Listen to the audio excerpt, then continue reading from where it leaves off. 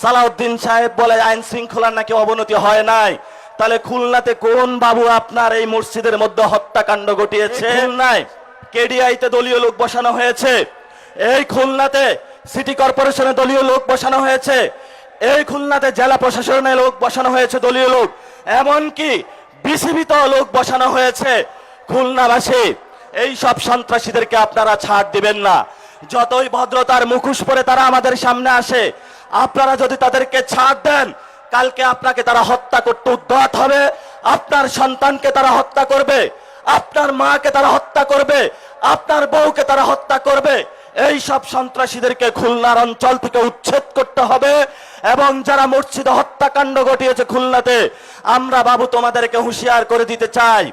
সালাউদ্দিন সাহেব বলে আইন শৃঙ্খলার নাকি অবনতি হয় নাই। তাহলে খুলনাতে কোন বাবু আপনার এই মসজিদের মধ্যে হত্যাকাণ্ড ঘটিয়েছে? সেই দিল্লির দাদাবাদুর গেটুপুত্র সালাউদ্দিনের কাছে আমরা প্রশ্ন রাখতে চাই। প্রিয় খুলনাবাসী, আমাদের সামনে সময় নেই। রাজপথে আমরা বিরোধী দলীয় নেতা যিনি আছেন, আমাদের 11 দলীয় নেতৃবৃন্দ, আমরা মনে করি এখনো ওনারা ঠিক পথে আছেন। মিটিমিটি করে পা করে আমরা সামনে এগোচ্ছি। ওনাদের নেতৃত্বে আপনারা শক্ত অবিচল এবং আপনাদের জায়গা থেকে শক্ত অবস্থান বজায় রাখবেন। দলীয়ের মধ্যে বিভিন্ন সাঙ্গপাঙ্গ অ্যাসাসিনিস্ট ঘুরে ঘুরে তারা আমাদেরকে বিভ্রান্ত করার প্রচেষ্টা চালাবে। বলবে তুমি ইসলাম করো, তুমি কেন এখানে হলো যে ইসলামিক জোট না জামাতে ইসলামে আছো? বলবে তুমি সেকুলার দল, তুমি কেন ইসলামিক জোটে আছো?